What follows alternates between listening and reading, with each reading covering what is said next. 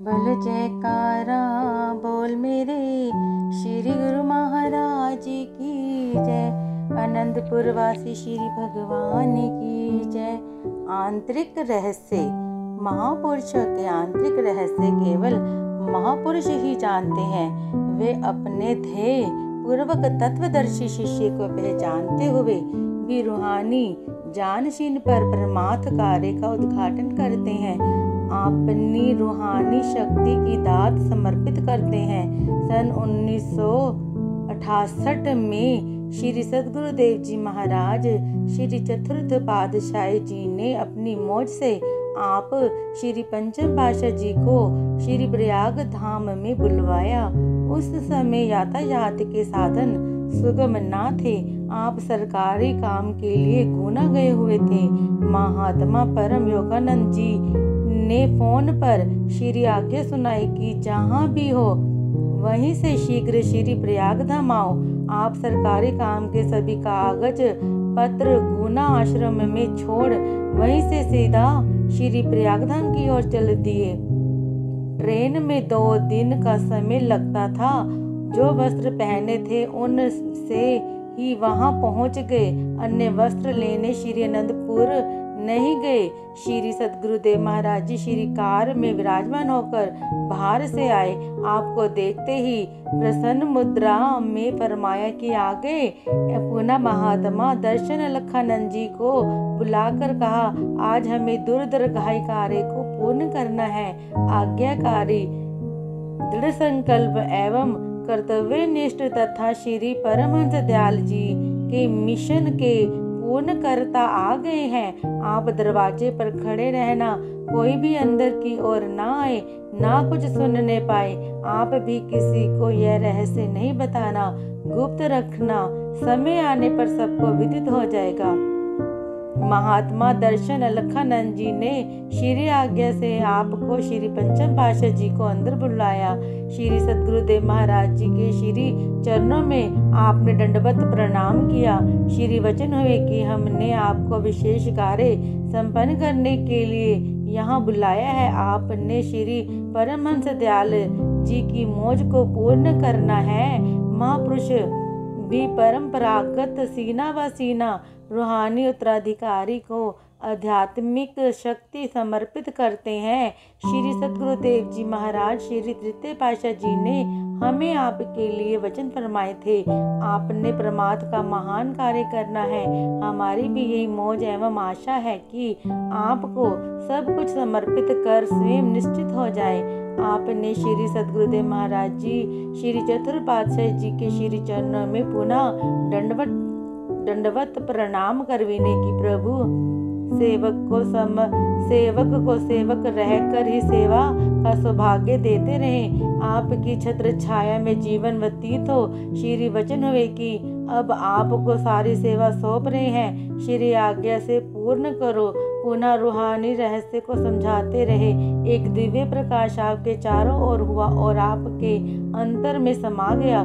पुनः फरमाया कि इस रहस्य को अभी बाहर प्रकट करने का उचित समय एवं परिस्थिति नहीं है, इसे गुप्त ही रखना। श्री सद्गुरुदेव महाराज जी श्री चतुर्थ पातशाह जी निरंतर परमार्थिक कार्य को उन्नति देते रहे। अप्रैल सन 1970 में आप श्री अनंतपुर में विराजमान थे। सेवकों को आपकी सेहत सुकोमल प्रतीत हुई। सेवकों ने डॉक्टर को बुलाने के लिए श्री चरणों में विनय की। श्री वचन हुए कि हमारी सेहत डॉक्टरों की दवाइयों से कदापि ठीक नहीं हो सकती। यह सब श्री परमहंस दयाल जी के हाथ में है। उन्हीं का आधिपत्य है। वे जो चाहेंगे करेंगे। आपका संकेत निज धाम जाने की मौज में था, परंतु अल्प बुद्धि क्या जाने। श्री सद्गुरुदेव महाराज जी 2 मई सन 1970 को श्री प्रयाग धाम में पहुँचे। 12 मई सन 1970 को दोपहर के समय सेवादारों को आपने श्री वचन फरमाए। हमारा तो विचार है कि अब महात्मा दर्शन पूर्ण आनंद जी को सब काम समझा दें। श्री अनंतपुर के कई कामों का उत्तरदायित्व तो उन्हें पहले ही सौंप दिया गया है। यहाँ श्री प्रयाग धाम में भी सब काम अर्थात श्री मंदिर, सरोवर, उरली शहर का मकान और निज धाम येवला का स्थान आदि आदि इन सब स्थानों की कार्यपूर्ति वे स्वयं करेंगे। इतना फरमाकर श्री सद्गुरु दीनदयाल जी मौन हो गए। आप गुप्त रूप में तो उन्हें श्री पंचम पातशाह जी को सब कुछ समझा चुके थे, परंतु अब बाहरी रूप में संकेतित भाषा में सबके सामने इस रहस्य को प्रकट कर रहे थे। 20 मई सन 1970 बुधवार के दिन श्री सद्गुरुदेव जी महाराज श्री चतुर पातशाही जी ने निज मौज से महात्मा परम योगानंद जी को समीप बुलाकर कहा कि महात्मा दर्शन अलखानंद जी को बुलाओ।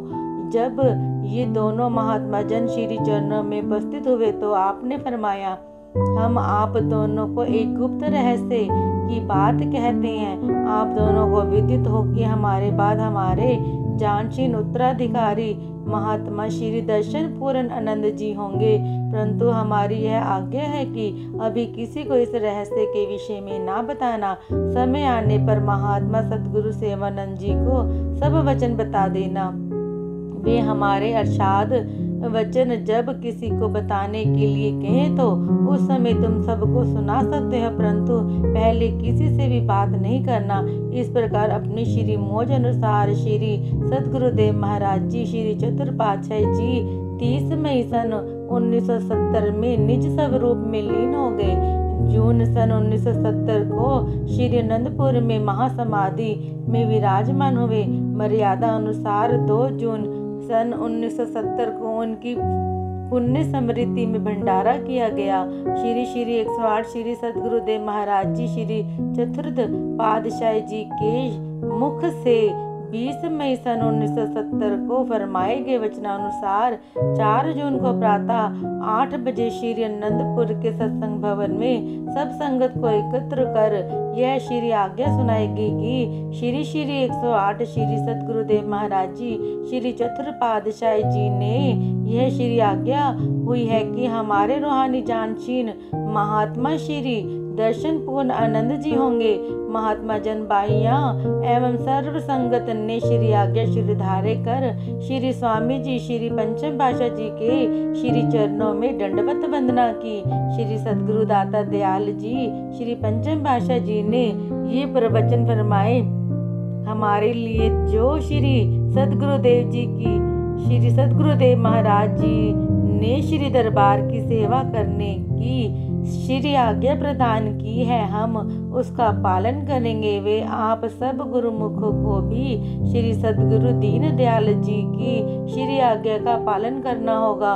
विधि पूर्वक रूहानी जानशीनी देने का दिन दिनांक 10 जून सन 1970 शुभ दिन बुधवार निश्चय किया गया। रूहानी जानशीनी श्री 108 श्री सद्गुरुदेव महाराज जी श्री चतुर पातशाह जी की श्री आज्ञा को शिरधारे करते हुए दिनांक 10 जून सन 1970 तदनुसार 28 ज्येष्ठ संवत 2027 विक्रमी बुधवार के शुभ दिन श्री 108 श्री स्वामी दर्शन पूर्ण आनंद जी महाराज श्री पंचम पातशाह जी के रूप में रूहानी राज सिंहासन पर विराजमान हुए। प्रथम महात्मा योगात्मानंद जी ने विधिवत आपके मस्तक पर केसर का तिलक लगाया। पुनः सब महात्मा बाइयां व संगत ने मिलकर आपके शुभ भाल पर केसर का तिलक लगाने की रीति को पूरा किया। तत्पश्चात श्री आरती उतारी गई और प्रसाद वितरित किया गया। प्रेम के जाज्वल्यमान भास्कर श्री परमहंस अवतार श्री तृतीय पातशाह जी महाराज जी ने सृष्टि में प्रेम भक्ति के अमृत को प्रत्येक संस्कारी अधिकारी हृदय में ऐसे भर दिया मानो वे आठों याम आत्मिक आनंद में गोते लगा रहे हों। श्री अनंतपुर के कण कण में उनके प्रेम की वृष्टि ने सबको अद्भुत रंग में रंग दिया। यहाँ के शरणागत गुरुमुख प्रेमी इस प्रेम स्वरूपा भक्ति को पाकर प्रेममय प्रेम मूर्त बन चुके थे। अकस्मात अपने हृदय रमण प्रभु के बिछोह से शोक सागर में डूबे हुए थे। 6 वर्ष पश्चात शीघ्र ही व्यथा वेदना से पुनः असहनीय आघात पहुंचा। ऐसे समय में प्रत्येक हृदय गहन अंधकार में प्रकाश की किरण पाने के लिए व्याकुल हो उठा। नैनाभिराम आनंद शांति के भंडार, सर्व सुखों के आगार श्री श्री 108 श्री सद्गुरुदेव महाराज जी श्री पंचम पातशाह जी ने परमार्थिक राज सिंहासन पर विराजमान होकर विरह संत पत हृदयों को शांति प्रदान की।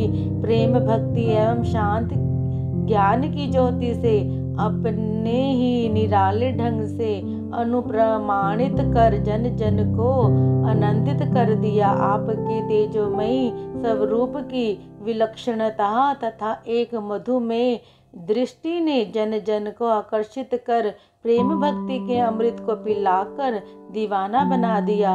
युग सम्राट महाराजाधिराज श्री सद्गुरुदेव जी महाराज इस संप्रदाय के नायक बन परमार्थ की दिव्य किरणों का आलोक सर्वसाधारण तक पहुंचाने में संलग्न हो गए। गुरु गद्दी पर आसीन होते ही आपने सम्मुख श्री परमहंस दयाल जी श्री प्रथम पातशाह जी की श्री मोज साकार रूप लेने के लिए उत्सुक हो उठी। परमार्थ का कार्य महान भक्ति के पुष्पों की महकता उद्यान जन जन को सुगंधित करे और विश्व में नाम शब्द की धुन बज उठे। स्थान स्थान पर सत्संग आश्रम बनकर मानव जन्म के ध्येय को पाने की चेतना का संचार हो। प्रेम भक्ति व नाम के दिव्य पुष्पों की सुगंधि से हर दिल महक उठे। उत्तर श्री परमहंस महान विभूतियों की दूर दुर्गाही मौज व श्री आनंदपुर महान केंद्र को विशाल परमार्थिक स्वरूप बनाने के ध्येय को मुख्य रखते हुए आपके नैनों के सम्मुख दूर दुर्गाही नक्शे निरंतर उतरने लगे। आप महापुरुषों का सजीव उदाहरण बनकर सामने आए। किसी उर्दू कवि का कथन है, लगे रहते हैं काम में रोज ओ शब वो, नहीं लेते दम एकदम बेसबब वो, ना ठिर माघ की जी छुड़ाती है उनको, ना लू जेठ की दम तुड़ाती है उनका। कमाते हैं वो और खाती है दुनिया, थकते हैं वो चैन पाती है दुनिया। यह सत्य तथा परम सत्य है कि महापुरुष दिन रात परमार्थ कार्य में व्यस्त रहते हैं, एक पल के लिए भी विश्राम नहीं करते। उनके त्याग तपस्या की आत्मिक कमाई अर्थात आनंद सुख शांति का लाभ संपूर्ण विश्व को मिलता है। जो आत्मिक धन महापुरुष कठिन साधना करके संचित करते हैं, उससे पुण्य संस्कारी जीवों का माला माल करने में तत्पर रहते हैं। श्री श्री 108 श्री परमहंस सतगुरुदाता दयाल जी ने 15 जून शुभ आषाढ़ संक्रांति के दिन प्रवचन फरमाए। यह जो श्री आनंदपुर दरबार है, यह गुरुमुखों का दरबार है और गुरुमुख ही यहाँ निवास करते हैं। गुरुमुखों के हृदय में जो लगन, इच्छा तथा मांग है, वह केवल भक्ति की ही है। भक्ति के अतिरिक्त अन्य कोई आकांक्षा गुरुमुखों के हृदय में नहीं हुआ करती और होनी भी नहीं चाहिए। इसी अभिलाषा तथा मांग को लेकर गुरुमुख जन इस दरबार में आए हैं और आते हैं। इस प्रकार की उत्तम श्रेणी की अभिलाषा उत्तम श्रेणी के संस्कारों का परिणाम है। भक्ति परमार्थ की लगन का होना ही इस बात का प्रमाण है कि जीवन के अनेक जन्मों के पुण्य संस्कार एकत्र हुए हैं। यह भक्ति का धन प्रत्येक को प्राप्त नहीं होता। यह धन तो महापुरुषों की समीपता, संगति तथा सेवा से ही प्राप्त होता है। आम संसारियों को झुकाव माया की ओर होता है, इसलिए वे भक्ति के मूल्य नहीं जानते और वे भक्ति से अचेत रहते हैं। आम संसारी और गुरुमुखों में यही अंतर है कि संसारियों के मन में माया एवं माया के पदार्थों का लगाव भरा रहता है, गुरुमुखों के हृदय में भक्ति की लगन रहती है। दोनों के विचारों और दृष्टिकोण में विभिन्नता है, इसीलिए दोनों का क्रियात्मक जीवन भी एक दूसरे से भिन्न होता है। आम संसारी जिन वस्तुओं की इच्छा करते हैं, गुरुमुख उन इच्छाओं के जाल में मुक्त होने का यत्न करते हैं, क्योंकि गुरुमुख जान चुके हैं कि माया के ये पदार्थ अनित्य एवं नश्वर है। इनसे प्राप्त करने वाला सुख भी अनित्य एवं अस्थायी है। इनसे चित्त लगाने का परिणाम सिवा कष्ट, क्लेश, चिंता के और कुछ भी नहीं। अल्प समय के समय अस्थायी सुख की झलक दिखाकर वे मायिक पदार्थ विलग हो जाते हैं। यह इस वास्तविकता को गुरुमुख जन सत्संग के प्रभाव से जान लेते हैं, इसीलिए वे उस वस्तु की इच्छा करते हैं जिससे शाश्वत सुख प्राप्त हो, जिसको कोई छीन न सके, चोर लूट न सके। वह धन कौन सा है? वह नाम भक्ति का धन है। गुरुमुख उस मान सम्मान की इच्छा करते हैं जो सदैव विद्यमान रहे। इसे ना छीन पाने जाने का भय होता है और ना ही नष्ट हो जाने का। इसके सम्मुख संसार का मान सम्मान तुच्छ है। संसारी मनुष्य मालिक की भक्ति से भी वंचित रह जाते हैं और मायिक पदार्थ भी हाथ से निकल जाते हैं। माया के पदार्थ भी हाथ से निकल जाते हैं। इसी उधेड़ बुन में उनका जीवन नष्ट हो जाता है और वे हाथ मलते रह जाते हैं। वाणी में आया है, माया कारणी धावही मूर्ख लोग अनजान, कहु नानक बिनु हरि भजन विरथा जन्म सिरान। जगत के अज्ञानी एवं अबोध जीव माया के पीछे रात दिन भागते रहते हैं। माया तो हाथ आती नहीं और मालिक के भजन से अचेत रहकर वे मनुष्य जन्म को व्यर्थ गवा देते हैं। सत्पुरुषों को इस बात का दुख होता है कि संसारिक मनुष्य वास्तविक वस्तु अर्थात मालिक के भजन भक्ति को छोड़कर अमूल्य जीवन की कौड़ियों के बदले गवा देते हैं। अमूल्य जीवन तो संसारियों को भी प्राप्त हुआ और गुरुमुखों को भी, परंतु दोनों में से एक समान लाभ प्राप्त नहीं किया। संसारिक मनुष्य तनिक से अस्थायी सुख के लिए मूल्यवान जीवन को नष्ट कर देता है, परंतु गुरुमुख उसी समय में नाम भक्ति के साथ चित्त का संबंध जोड़कर जीवन के हर क्षण को लाभदायक बना देता है। नाम भक्ति की कमाई कोई लोक परलोक में उसके साथ है और रहेगी। संसारियों और गुरुमुखों के रहन सहन और कर्म धर्म में भी महान अंतर है। संसारियों को जिस ओर प्रवृत्ति होती है उधर गुरुमुखों की पीठ होती है। फिर दोनों के विचार एक जैसे होंगे कैसे? संसारी मनुष्य संसारिक धन एकत्र करने में लगा हुआ है और गुरुमुख नाम भक्ति के वास्तविक धन एकत्र करने में। भक्ति का धन सत्पुरुषों की संगति एवं सेवा द्वारा ही प्राप्त हो सकता है। इस सच्ची कमाई के लिए कोई अन्य साधन नहीं। चाहे कोई संपूर्ण संसार घूम ले अथवा देश विदेश की खोज कर ले, नाम भक्ति का धन अन्यत्र कहीं प्राप्त नहीं होगा। इसीलिए जो भक्ति धन का अभिलाषी है उसे सत्पुरुषों की संगति एवं समीपता के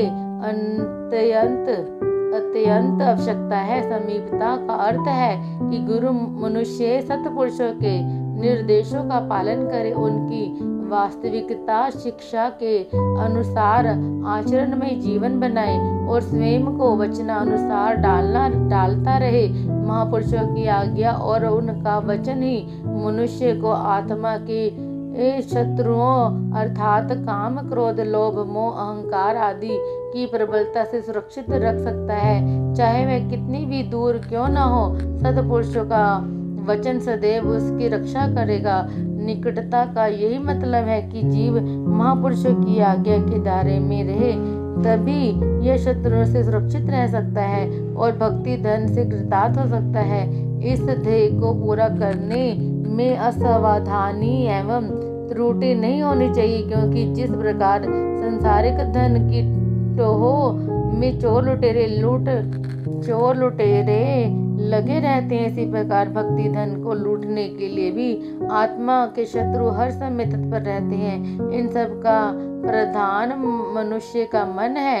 यह मनुष्य को धोखे में डालकर टाल मटोल कर में रखकर जीवन का मूल्य समय नष्ट कर देता है। जीव मन के बहकावे में आकर भक्ति धन से वंचित रहता है। महापुरुष बार बार जीव को जीवन का वास्तविक उद्देश्य स्मरण कराते हैं। उनकी जितनी भी कार्यवाही होती है सब जीव कल्याण के लिए होती है। महापुरुषों की संगति, समीपता, सत्संग, सेवा, भजन, सिमरन, आरती, पूजा, यह जितनी भी कार्यवाही है सब गुरुमुखों के कल्याण का साधन है और भक्ति के शाश्वत धन की प्राप्ति हेतु है। आम संसारी मनुष्य जब तक असत संसार की वस्तुएं कामनाओं की चुंगल से मुक्त नहीं होता, भक्ति की लगन उसके दिल में उत्पन्न नहीं होती। गुरुमुख संसार की असत कामनाओं को त्याग कर भक्ति के अधिकारी बने हैं। भक्ति वह शाश्वत धन है जिसको पाकर मनुष्य माला माल हो जाता है। उसे किसी वस्तु की कमी नहीं रह जाती। संसार के पदार्थ छाया की भांति उसके पीछे लगे रहते हैं, परंतु भक्ति के परख रखने वाले निराले होते हैं, विरले होते हैं। वाणी का कथन है, निश दिनु माया कारणे प्राणी डोलत नीत, कोटन में नानक कहूँ नारायणु जिह चीती। संसारी मनुष्य दिन रात माया के पीछे भटकता फिरता है, परंतु संत सतपुरुष फरमाते हैं कि ऐसा करोड़ों में कोई एक होता है जिसका चित्त मालिक के सिमरन ध्यान में लगा रहता है। इसीलिए विचार किया जाए कि यह मनुष्य कितना भाग्यशाली है जो भक्ति की अभिलाषी है। हीरे मोती और जवाहर का ग्राहक प्रत्येक व्यक्ति नहीं हो सकता। संत दादू दयाल जी फरमाते हैं, सबको बणीजे खार खाली, हीरा कोई न ले, हीरा लेगा जोहरी जो मांगे सो दे। संसार में आम लोग तो तुच्छ और साधारण वस्तु की ग्राहक हैं। हीरों के ग्राहक बहुत कम हैं। हीरे को तो जोहरी ही लेगा क्योंकि वह उसका मूल्य जानता है, वह उसके बदले में जो भी मूल्यांकन करेगा उसे देने में देर ना करेगा। गुरुमुख अत्यंत भाग्यशाली जो कि भक्ति जैसे हीरे के ग्राहक हैं, जिसे भक्ति रूपी हीरे की परख है, वह फिर उसे पाने के लिए स्वयं संभव प्रयत्न क्यों ना करेगा।